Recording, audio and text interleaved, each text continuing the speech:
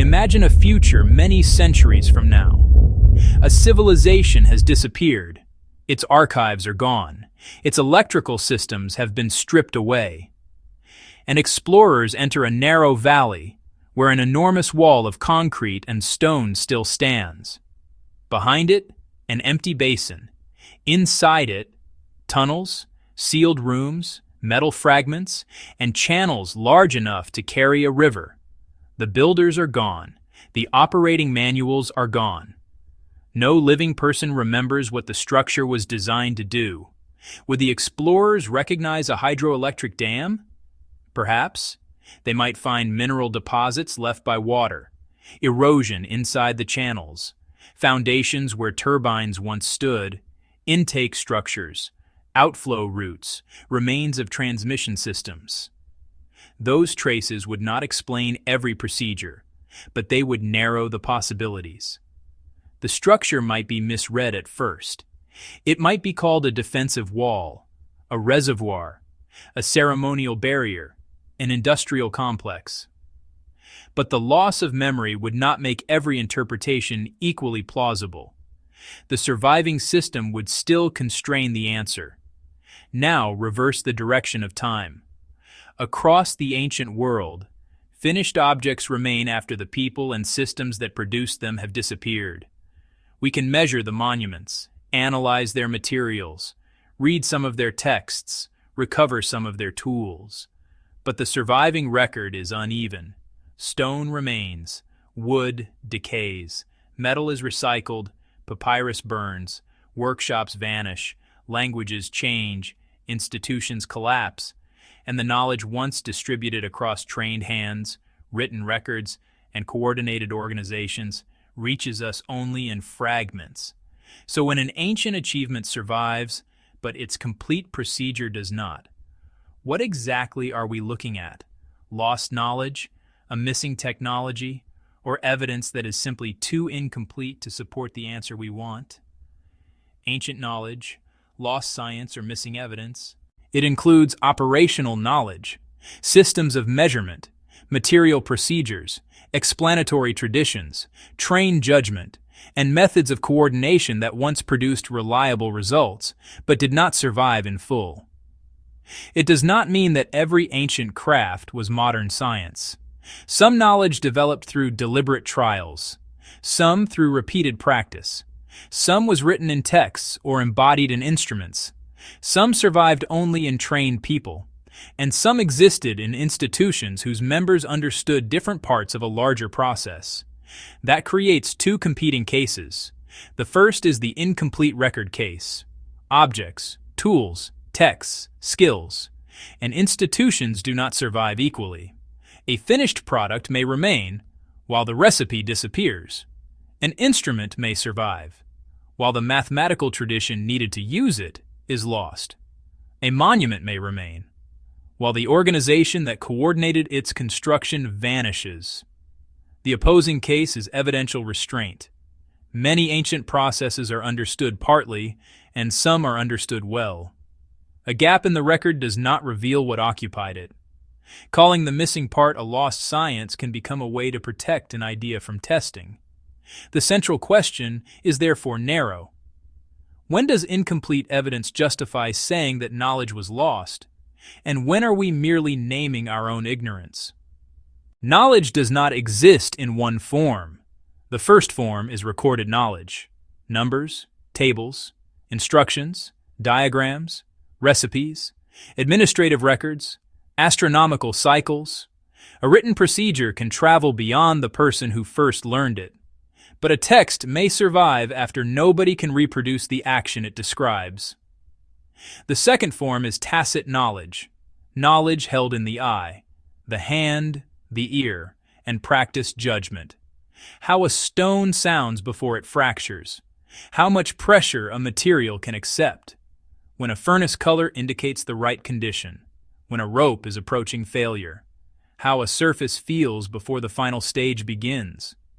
This knowledge may be real, reliable, and repeatable, without ever becoming a complete written instruction.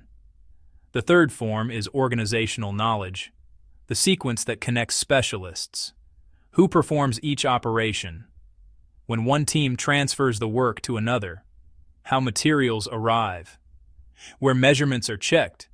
How failures are identified? How tools are maintained? How quality is controlled across a project too large for one person to understand completely? These are not the same kind of knowledge, and they do not leave the same evidence. A lost text, a lost skill, and a lost institution are not the same kind of loss. One can survive while the others disappear. A text may remain without the practiced skill. A finished object may remain without the text. Tools may remain without the sequence that made them function as one system. And continuity must never be assumed merely because similar achievements appear in different periods. Knowledge can accumulate. It can also be modified, imported, fragmented, reinterpreted, or lost. Continuity must be demonstrated, not assumed. Consider Roman mortar. For years, white pieces of lime inside some Roman materials could be treated as evidence of poor mixing, an imperfection, material that had failed to combine properly.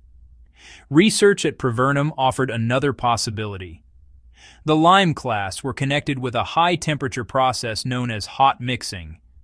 In reconstructed mixtures, some reactive lime-rich areas helped seal cracks when water entered.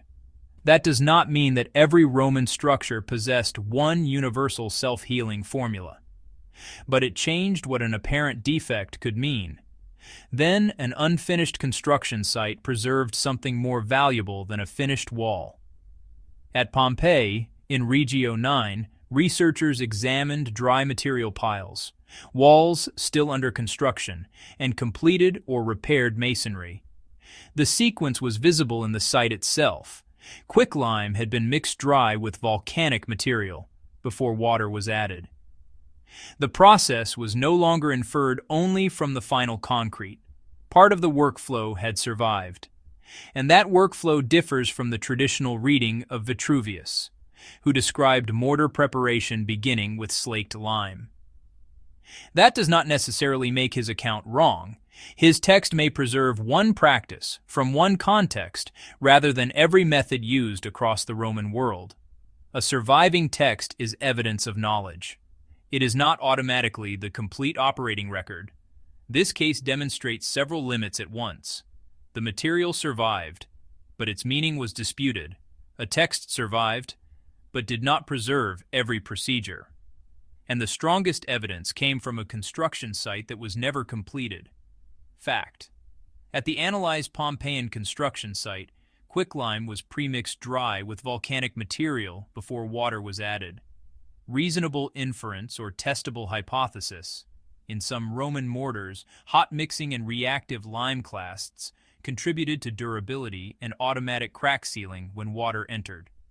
Speculation: all Roman concrete used one identical self-healing recipe, or every lime clast was deliberately engineered for the same purpose. Ancient tools are often described as simple: stone pounders, copper implements, wooden sledges, ropes, levers, measuring cords, human labor. These tools are real, and finding them matters. But a tool does not automatically explain the complete system in which it operated. Take hard stone working. Experimental archaeology demonstrates that reconstructed pounders, saws, drills, and abrasives can remove hard stone. That establishes physical possibility for specific operations. But one successful cut does not answer every question. How was the work planned? How were references checked as the original surface disappeared? How was the sequence divided between workers? How were errors detected before they became irreversible? How much time and material did repeated production require? The product may establish that a capability existed. It does not automatically reveal how that capability was achieved. But the opposite error is equally serious. A missing procedure is not evidence of an advanced machine.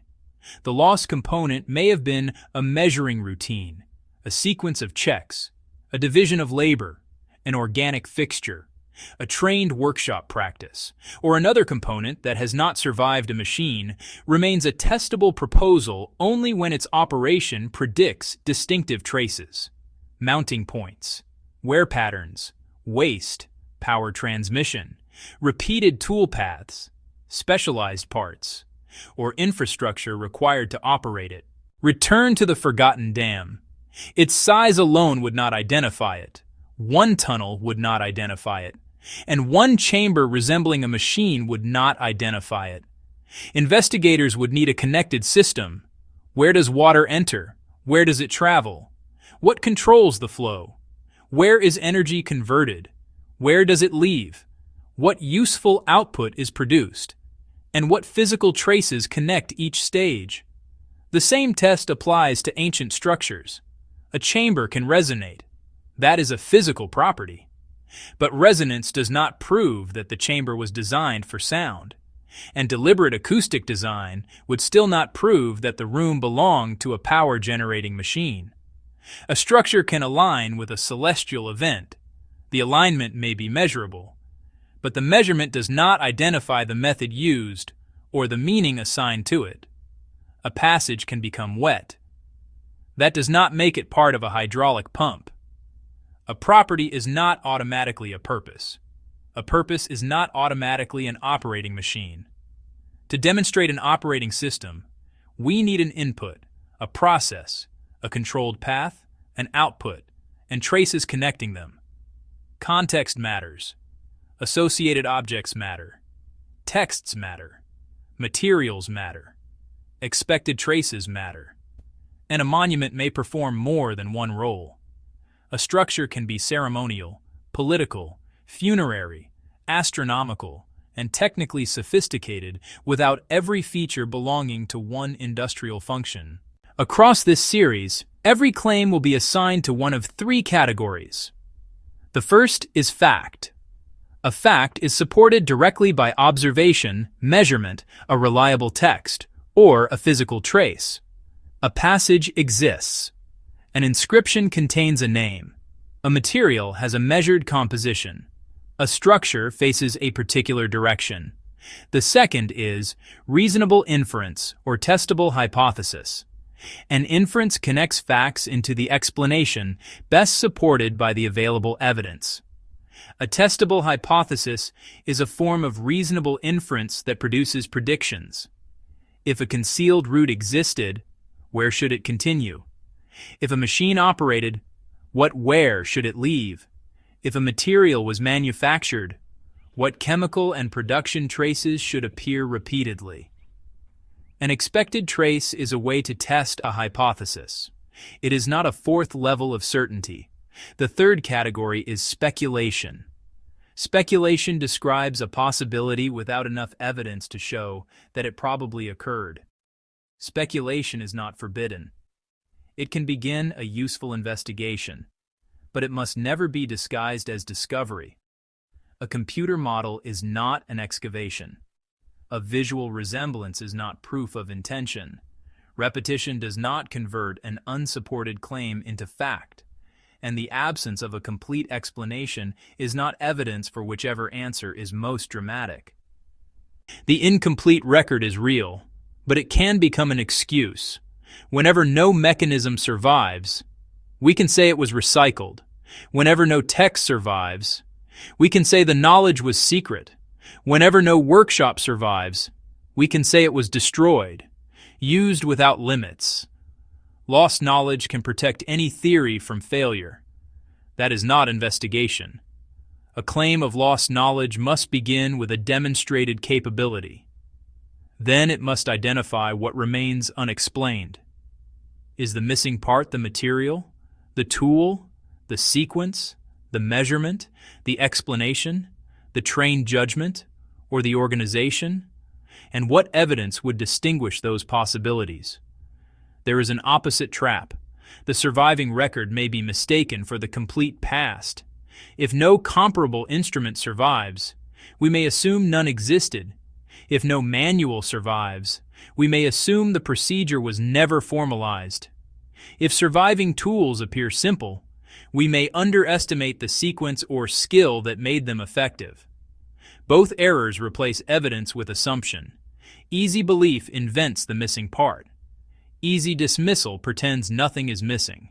The correct position is narrower, open to loss, but disciplined about what the loss can prove. The surviving record of ancient knowledge is demonstrably uneven.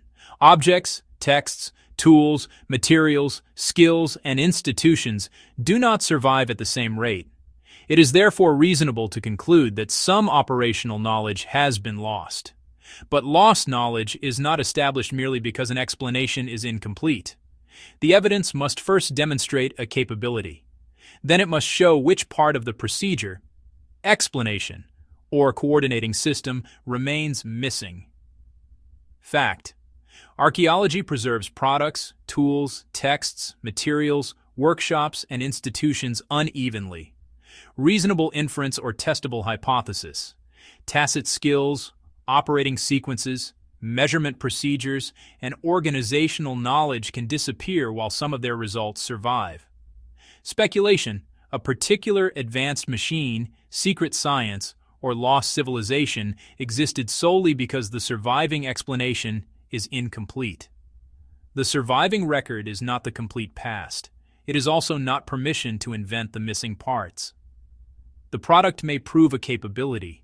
The gap may prove that our reconstruction is unfinished, but the gap cannot identify its own contents. That judgment protects us from exaggeration. It also creates another danger. If the record is incomplete, how far below ancient capability might the surviving evidence place the ceiling? The answer can change when one object survives by chance. During the 1st century before the Common Era, a ship sank near a small Greek island. Its cargo settled onto the seabed.